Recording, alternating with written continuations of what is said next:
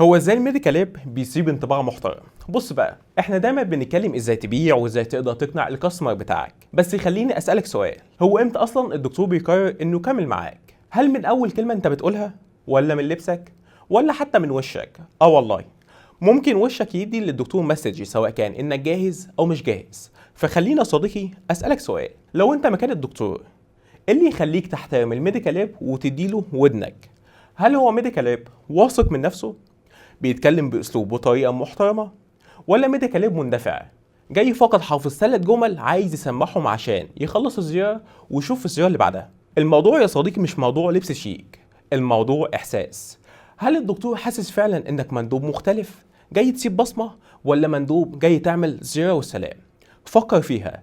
انت كل يوم يا صديقي بتقابل عدد كبير جدا من الدكاتره، عمرك سالت نفسك كم واحد منهم مستني زيارتك تاني؟ وهي دي النقطة اللي بتفرق ما بين مندوب جاي يسيب بصمة ومندوب جاي يعمل زيارة والسلام.